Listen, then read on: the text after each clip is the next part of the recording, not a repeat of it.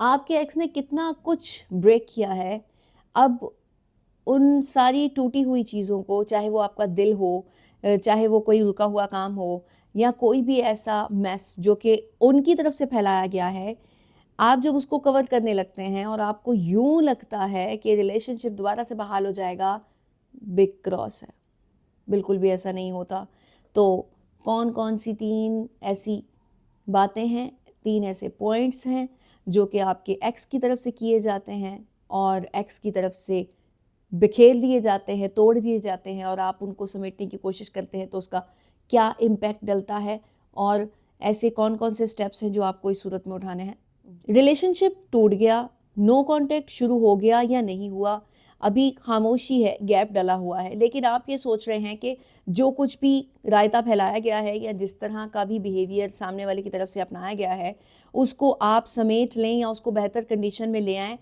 तो आपकी तरफ से ये स्टेप क्यों नहीं ठीक होता? वो इसलिए क्योंकि अगर आप ठीक करने की तरफ जाएँगे कि हमारी लड़ाई हुई, अब मैं राब्ता करता हूँ उससे और उसको कहता हूँ कि हम बैठ के बात कर लेते हैं।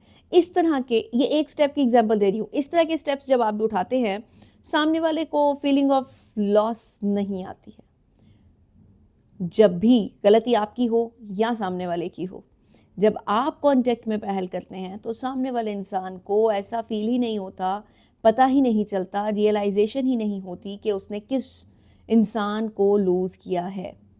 जब तक उसको डाउट नहीं रहता ना लूज़ करने का, तब तक वो आपकी तरफ बंधा नहीं रहता।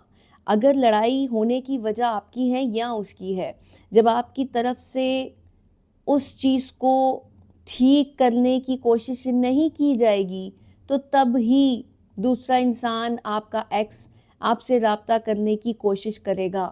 कितनी अजीब-सी बात है ना? आपको लग रहा होगा कि कितना सीधा-सीधा तरीका है, कोई मसला हुआ जाके बात कर लो। ऐसा नहीं होता। और ख़ास तौर पे उस तरह के रिलेशनशिप जिनमें एक दफ़ा लड़ाई हुई, दूसरी दफ़ा लड़ाई हुई, तीसरी दफ़ा लड़ाई हुई और फिर आप ही राब्ता कर रहे हैं। तो फिर वो कहता है, ओहो! आ जाएगा यार, ख़ैर है, कोई बात नहीं। उसको आपने आदत डाल दी, बार-बार मेस फैलाने की, बार-बार नेगेटिविटी क्रिएट करने की, बार-बार रिलेशनशिप को तोड़ने की, तो क्यों आएगा भई वो? उसको पता है आपने आ जाना है। तो फीलिंग ऑफ लॉस बहुत ज़रूरी है, दूसरे के माइंड में पॉप्ड अप हो कि अब कहीं रिलेशनशिप ख़त्म तो नहीं हो गया, पता नहीं आपने वापस जाना है या नहीं जाना, उससे राब्ता करना है या नहीं करना।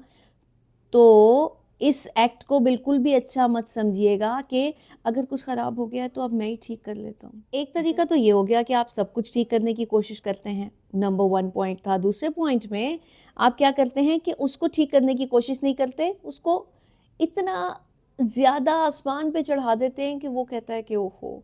जैसे कि आपकी लड़ाई हुई और कोई मसला हुआ, आपने उसको तो ठीक करने की कोशिश नहीं की और सामने वाले की सालगिरह आ गई, तो आपने उसको सालगिरह पे गिफ्ट भेज दिया। Oh my God! तो उसको कैसे पता चलेगा कि जो पहले वाक़या हुआ जिसमें आप लोग दूर हो गए, ब्रेकअप हो गया या मसला हो गया, वो ठीक था या नहीं ठीक था, या उसके बारे में वो क्यों सोचेगा जब उसको वो सारे कम्फ़र्ट ज़ोन मुहैया किए जाएँगे, सारी कुशन्स दिए जाएँगे जो कि पहले दिए जाते थे। मुझे एक बात बताइए कि अगर आपके बीच में और आपके एक्स के बीच में, जो कि अब एक्स हैं, लड़ाई हो गई, ब्रेकअप हो गया, अगर आपने उनको सालगिरह पे विश किया और मैसेज किया या कुछ गिफ्ट भी भिजवा दिया, तो क्या डिफ़रेंस फ़ील होगा?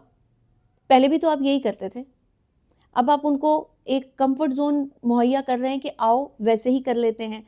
आपको लगता है कि अगर ऐसा करेंगे तो वो दोबारा से वापस आ जाएँगे, नो, बल्कि उनको वो वाक़या याद आएगा और उनका माइंड 7वें आसमान पे जाएगा और वो ये कहेंगे कि ये तो इतना कुछ होने के बाद भी यही है, तो फिर मुझे क्या ज़रूरत है इसके पीछे जाने की।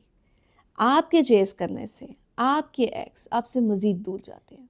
और तीसरा पॉइंट है जो कि आप लोगों की तरफ से किया जाता है, जब भी कोई मेस फैलाया जाता है आपके एक्स की तरफ से, तो आप उनको प्रूव करने लग जाते हो कि मेरी वैल्यू ये है, मेरी वैल्यू वो है। आप फ़ोन के ज़रिए बताते हो, आप दोस्तों के ज़रिए बताते हो, कुछ ना कुछ करके बताते हो, जबकि आपको ऐसा कुछ नहीं करना होता।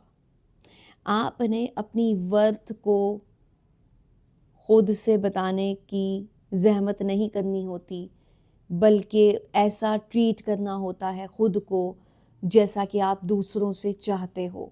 तो उसके लिए पहला स्टेप खामोशी होती है। दूसरा स्टेप जो उठाना होता है वो नज़र डालनी होती है कि कहाँ-कहाँ मिस्टेक रही, जब रिलेशनशिप शुरू हुआ था तो आपकी क्या हालत थी, figure wise, dressing wise, look wise, बात करने का तरीका, स्टाइल, कुछ ना कुछ तो अपनाया ही होगा ना जिससे वो अट्रैक्ट हुए। और उसके बाद अब आपने किन चीज़ों को छोड़ दिया? सबसे पहले तो आपको उनको दोबारा से उस मकाम पे लाना होता है, और जब आप स्पेशली उस पे वर्किंग करते हैं तो पहले की चीज़ें तो आपको पता होती हैं, जब आप उस पे काम करते हो तो वो ज़्यादा पॉलिश होती हैं। ओके, तो ये बताने की ज़रूरत, दिखाने की ज़रूरत सोशल मीडिया पे जाके कि मेरी बहुत लोगों के साथ दोस्ती है, मैं बहुत खुश हूँ और मेरी लाइफ तो पहले से बेहतर हो रही है, इन सब को बताने से बेहतर है कि आप कम से कम 1 महीना गायब हो जाएँ। खामोशी। उस 1 महीने के बाद एक नेचुरल प्रोसेस है कि 1 महीने में आप किसी चीज़ पे मेहनत कर सकते हो। मेहनत करने के बाद उसे शो कर सकते हो। हफ्ते में कोई एक आध बड़ी अच्छी पोस्ट चुन के लगा दी कि आपने ये एक्टिविटी की है। अच्छा, अब ये बड़ा अननेचुरल सा प्रोसेस लगता है जिस वक़्त आप ब्रेकअप के फ़ौरन बाद इस तरह का एक्ट करते हो कि मैं जी यहाँ जा रहा हूँ, मैं वहाँ जा रहा हूँ, मेरे ये दोस्त है, मेरे वो दोस्त है, मैं ऐसी एक्टिविटी कर रहा हूँ। अननेचुरल भी लगता है और दिखावा भी लगता है। तो जब आप 1 महीने के पॉज़ के बाद आके सब कुछ शो कराने लगते हो, तो ये नेचुरल लगता है कि हाँ, इसने सोचा है, ब्रेकअप से हील होने का फ़ैसला कर लिया है, और अब हीलिंग के बाद इसने अपनी तरफ तवज्जो देना शुरू किया और अपनी बेहतरी के बारे में सोच रहे हैं। तो ये 3 स्टेप बहुत ज़रूरी हैं। ब्रेकअप के फ़ौरन बाद जो मैस सामने वाले की तरफ से फैलाया गया है, उसको कैरी करने का तरीका आपको आना चाहिए। उसको आ रहा है या नहीं आ रहा, इससे आपका कंसर्न नहीं है। आप कर लोगे तो वो खुद ही उसको फॉलो करेगा।